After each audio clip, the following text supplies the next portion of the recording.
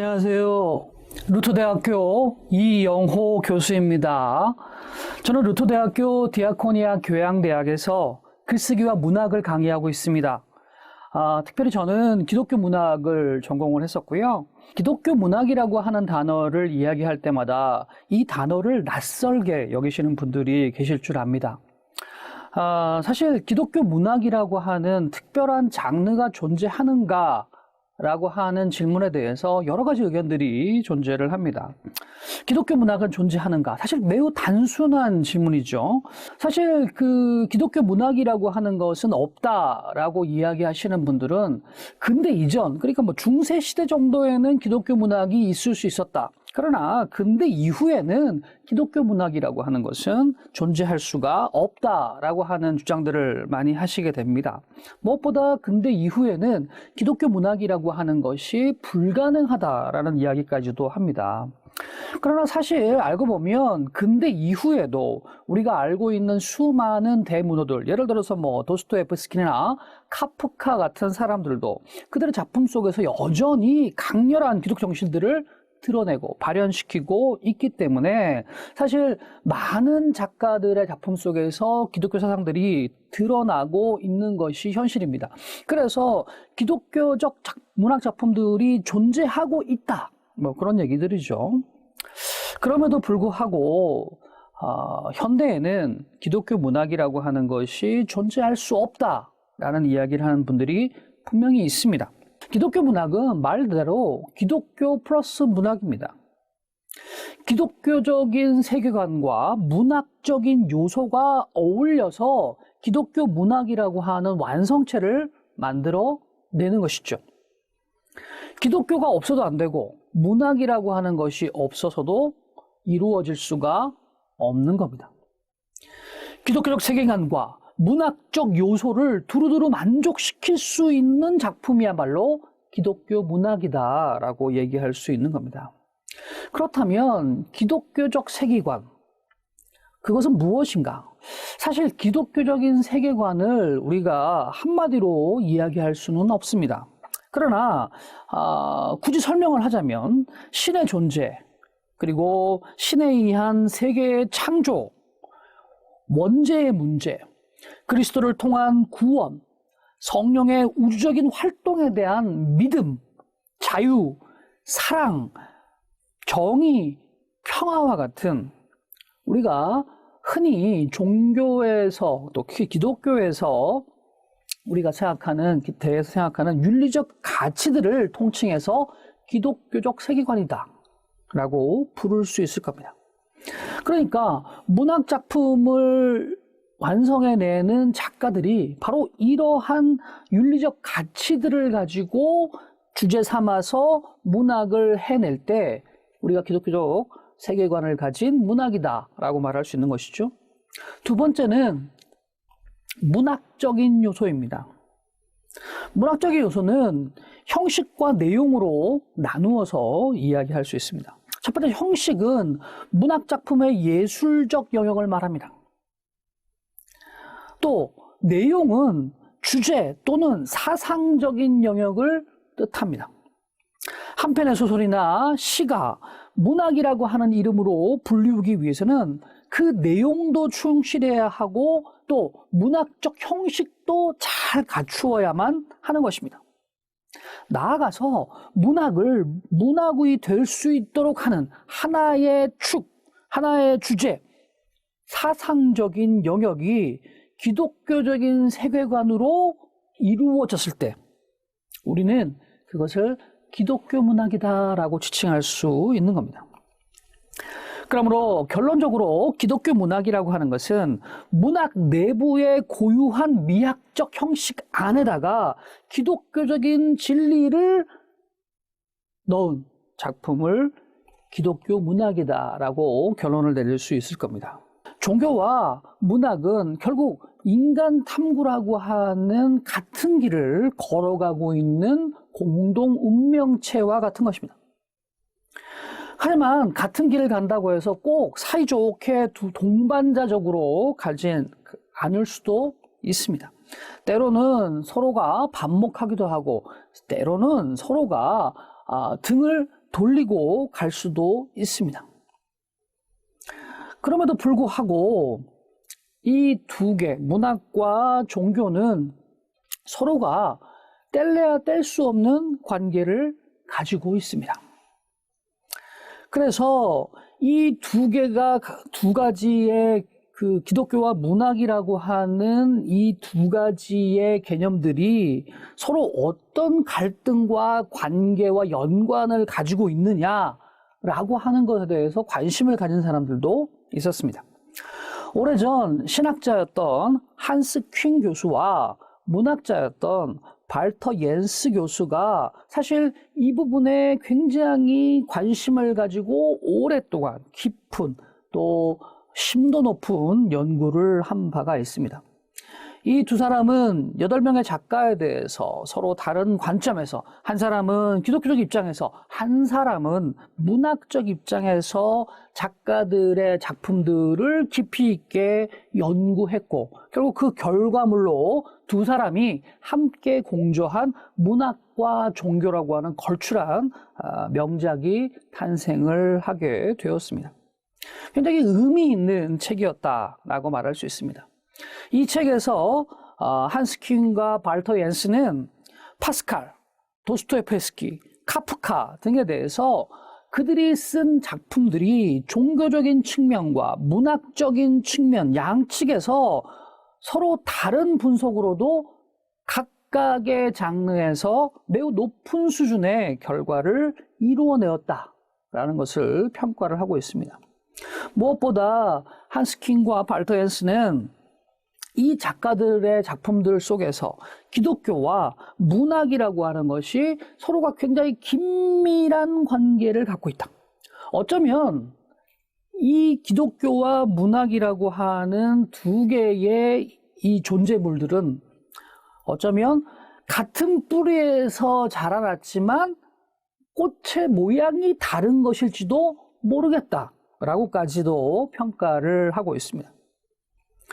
결국 그들은 위대한 작가들의 작품 속에서는 기독교와 문학이라고 하는 두 개의 측면이 항상 공존하고 있고, 그것들이 서로 긴밀하게 관계를 가지고 연결되어서 승화되었을 때 훌륭한 작품이 탄생했다라고 하는 것을 그들이 주장을 하고 있는 겁니다.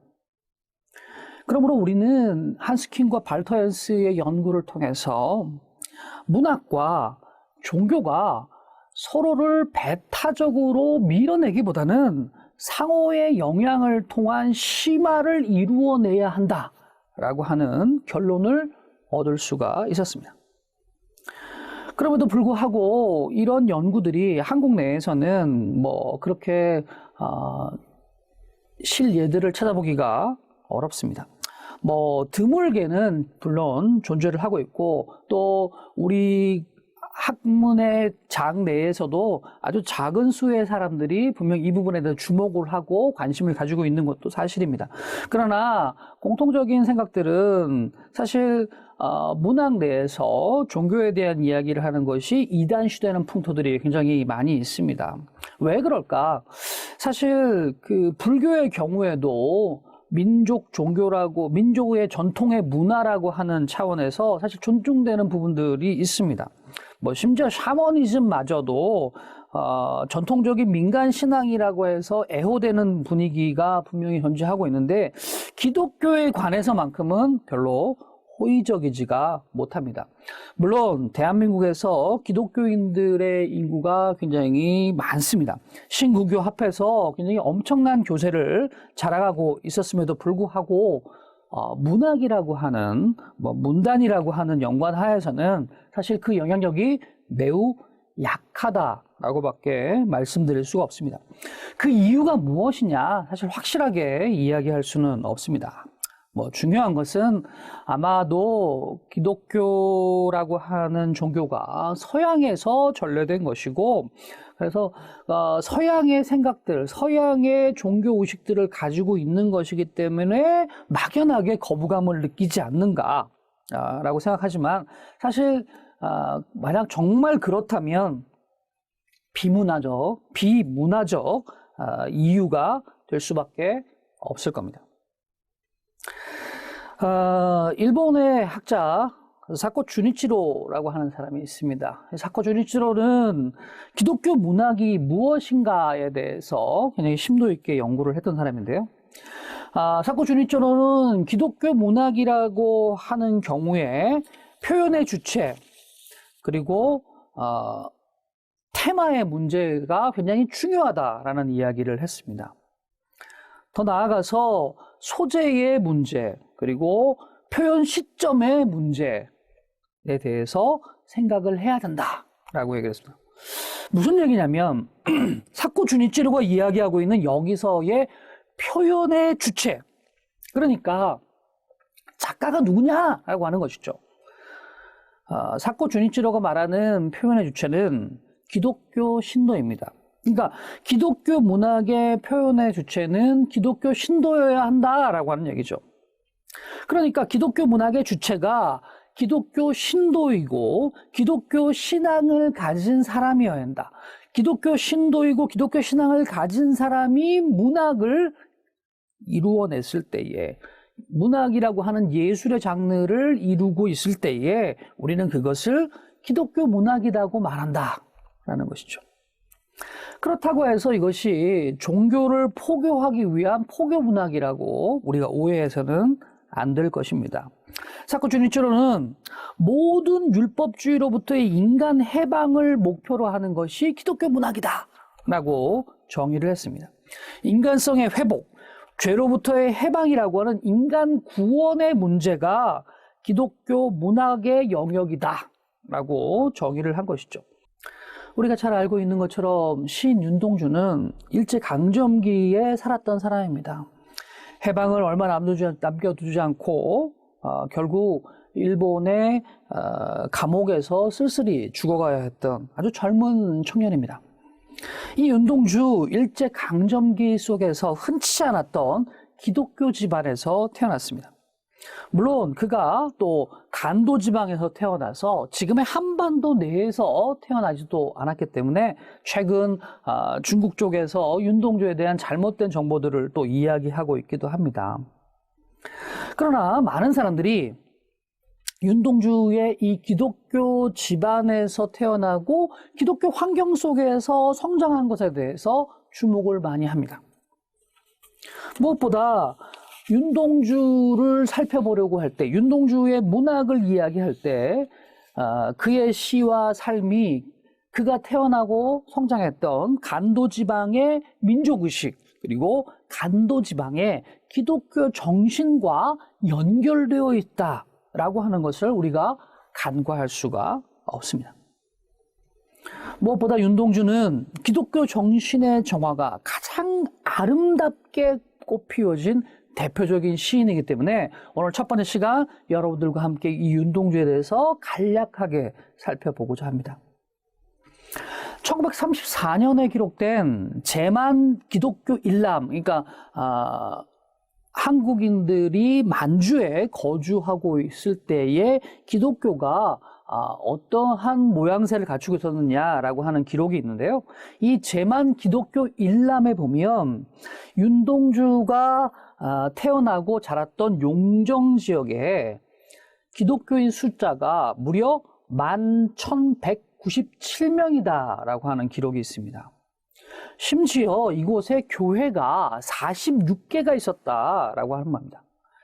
이 기록은 용정 인근, 용정 근처의 간도 지방의 기독교 인구를 제외한 숫자였습니다. 그러니까 온전히 용정 지역에 있는 사람들만 그 기록에 넣은 것이죠. 용정보다 당시에 수십 배 컸던 봉천의 경우에도 교회가 15개, 신도가 2,554명 정도밖에 되지 않았으니까 이 용정 지역에 얼마나 많은 기독교인들이 거의 대부분이 기독교인이었다라고 해도 과언이 아니었을 겁니다. 그래서 윤동주는 기독교 신앙의 집안에 태어나서 기독교 기반의 미션기 학교를 거치면서 성장을 해오게 되었습니다. 윤동주는 할아버지가 장로였던 장로교회의 유아세를 받았다라고 전해집니다. 또 명동소학교, 숭실중학교, 연희전문과 같은 미션기 학교를 다녔기 때문에 기독교적 사고가 굉장히 치명되어 있는 그런 사람이었습니다. 무엇보다 그는 그래서 기독교적인 인간관을 가지고 있었고 기독교 의식, 기독교적 세계관과 가게 된 그의 시인 의식은 사실 윤동주 그 자체를 이루었다라고 해도 과언이 아닐 겁니다. 윤동주의 초기 시 가운데 태초의 아침, 또 태초의 아침 뭐 이런 시들이 있습니다. 윤동주가 가지고 있는 기독교적 의식이 어디에서부터 오든가라고 하는 것을 살펴볼 수 있는 시인데요. 자, 잠깐 읽어보겠습니다. 봄날 아침도 아니고 여름, 가을, 겨울 그런 날 아침도 아닌 아침에 빨간 꽃이 피어났네. 햇빛이 푸른데 그 전날 밤에 모든 것이 마련되었네. 사랑은 뱀과 함께, 독은 어린 꽃과 함께. 창세기에 등장하는 에덴 동산의 장면을 태초의 아침이라고 하는 제목으로 윤동주 시인이 그려내고 있는 겁니다. 하나님께 창조하신 가장 아름다운 땅, 그 에덴에서 죄를 지을 수밖에 없던 인간의 정욕, 인간의 교만을 함께 자책하고 있는 시인의 마음이 이 시에 너무나 잘 담겨 있습니다. 빨간 꽃이 피어났네. 햇빛이 푸른데. 하나님의 은총과 인간의 죄성이 아주 슬며시 교차를 하고 있는 겁니다. 푸른 햇빛이 하나님의 일반적인 은총이라면 빨간 꽃은 욕심 때문에 정욕에 넘어갈 수밖에 없는 인간의 본래적인 죄성 혹은 시인의 부끄러움이 드러나고 있는 겁니다. 부끄러움이라고 하는 것은 이렇게 경건하고 공의로운 창조의 질서와 인간적 아름다움에 기울어 있는 욕망 사이에서 생겨나는 겁니다. 기독교적 세계관으로 교육되거나 그 발상이 이루어지지 않는 한 사실 우리가 이러한 모습들을 그려내기가 어렵습니다. 윤동주는 기독교적 의식을 아주 체계적으로 교육받았고 또 그것을 자기 안에서 끊임없이 체험하였던 사람이다라고 하는 겁니다. 원래 윤동주는 성인시를 쓰려고 했던 사람이 아니고요. 여러분이 잘 알고 계시는 것처럼 동시를 쓰고자 했던 사람입니다. 그래서 그의 초기 시들은 대부분 동시의 형태들을 가지고 있습니다. 그러나 그가 성인이 되면서 훌륭한 선배 시인들의 작품들을 만나고 또 기독교인으로서 한반도에 들어와서 연희 전문을 다니면서 나름대로의 신앙적 체험들을 하면서 그는 정말 자신의 삶의 아픔들을 그 청년의 슬픔들을 피를 토하듯 시로 남겼습니다. 무엇보다 중요한 것은 윤동주 시인을 우리가 높이 평가하는 것은 그가 한글로 시를 쓴 사람이다라는 것이죠. 윤동주의 시 가운데 가장 유명한 시들 굉장히 많이 있죠. 서시부터 많이 있지만 특별히 오늘 우리가 기독교 문학에 대해서 이야기를 하기 때문에 윤동주 시인이 연희 전문을 다니면서 신앙적 방황기를 보내게 됩니다. 기록에 의하면 이 시절에 윤동주 시인이 일제에 강제 점령된 조국의 현실, 또 자신이 앞으로 나아가려고 하는 것에 대한 막막함, 그리고 여러 가지 신앙에 대한 회의, 이런 그 고통들을 겪으면서 잠시 방황의 시기를 가지게 되는데 이 방황의 시기에 윤동주 시인이 남긴 시가 한 편 있습니다. 그 시가 뭐냐면 바로 팔복이라고 하는 시입니다. 슬퍼하는 자는 복이 있나니, 슬퍼하는 자는 복이 있나니, 슬퍼하는 자는 복이 있나니, 슬퍼하는 자는 복이 있나니, 슬퍼하는 자는 복이 있나니, 슬퍼하는 자는 복이 있나니, 슬퍼하는 자는 복이 있나니 저희가 영원히 슬플 것이요. 팔복이라고 하는 마태복음 5장에 나타나고 있는 예수님의 산상수훈 가운데의 내용을 가지고 와서 그가 슬퍼하는 자는 복이 있나니라고 하는 문장을 가지고 시를 쓰기 시작했습니다. 8번을 슬퍼하는 자는 복이 있나니를 반복한 다음에 이 청년은 저희가 영원히 슬플 것이다 라고 하는 문장으로 이 시를 마무리하고 있습니다. 얼마나 그가 절망 속에서 이 작품들을 쓰고 있었는가라고 하는 것을 우리가 살펴볼 수 있습니다. 시인은 신앙이 시험받고 있습니다. 무엇보다 윤동주 시인을 현대에 와서 우리가 윤동주 시인에 대해서 높은 평가를 하는 것은 그의 육필 원고가 남아있다라고 하는 것이죠.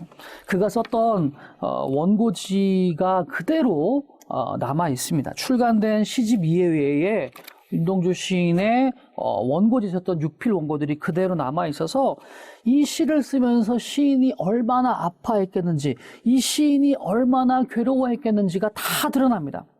육필 원고에 보면 원래 윤동주 시인은 저희가 위로함을 받을 것이요 라고 쓰려고 했던 것 같습니다. 그런데 그 위로함을 받을 것이요 라고 썼던 것을 지우고 또 지우고 있습니다. 그리고는 오래 슬플 것이요 라고 썼습니다. 그런데 이 오래라고 하는 단어를 또 지우고 있습니다. 그리고는 영원히로 바꾸었던 겁니다. 시인은 원래 하나님께 구원과 위로를 받고자 했습니다. 그런데 현실의 아픈 환경 속에서 그 위로를 받지 못할 것이다 라고 하는 절망이 윤동주 시인을 덮친 겁니다. 결국 시인이 남긴 한마디는 저희가 영원히 슬플 것이요 라고 하는 얘기였습니다. 젊은 시인이 신앙에 대해서 회의하고 있는 겁니다. 절망과 두려움 속에서 망설이고 떨고 있는 겁니다. 그래서 어떤 평론가는 자학, 번뇌, 체념, 고통, 저주, 원망, 그리고 슬픔, 그 가엾은 슬픔이 저 유망한 결구, 시의 마지막 결구에 다 담겨 있다. 저희가 영원히 슬플 것이요. 이에 대해서 정말 많은 이론들과 많은 주장들이 존재하고 있습니다. 우리는 사실 우리 주변의 많은 위대한 문학 작품들 속에서 이렇게 기독교 문학들을 확인해 볼 수가 있습니다. 무엇보다도 윤동주 시인의 시들을 읽어가면서 윤동주 시인이 사제로서의 문학을 하지 않았는가라고 하는 평가를 내리면서 오늘 시간을 마감을 해보고자 합니다. 종교개혁자 마르틴 루터는 1520년에 세례를 통해서 모든 기독교인은 사제로 성화되었다라고 선언한 바가 있습니다. 세례받은 기독교인 모두가 동등한 사제의 지위를 가지고 있다. 우리가 모든 사람들이 다 사제이다라는 이야기를 한 바가 있고 또 그것이 종교개혁의 불씨가 된 바가 있습니다. 윤동주는 시인이었습니다. 그리고 윤동주는 신앙인이었습니다. 그래서 신앙인 윤동주는 사제로서 시를 썼다라고 이야기할 수 있습니다. 그래서 윤동주의 시는 인간에 관한 시라기보다는 신에 관한 시다라는 평가도 존재하고 있습니다. 우리는 윤동주 시인을 어쩌면 익명의 시답자라고도 부를 수 있을 겁니다. 그의 시 자체가 아름다운 예배였다라고 라는 것이죠. 자, 우리가 오늘 첫 번째 시간 기독교 문학에 대한 이야기들을 살짝 살펴봤는데요. 그 첫 시간으로 윤동주 시인에 대한 이야기들, 여러분들과 많은 이야기를 좀 나누었어야 되는데 시간이 허락하지 않아서 짧게 진행을 해보았습니다. 앞으로 남은 시간 동안 좀 더 다양하고 재미있는 이야기들을 여러분들과 진행해 보도록 하겠습니다. 지금까지 루터대학교 이영호 교수였습니다. 감사합니다.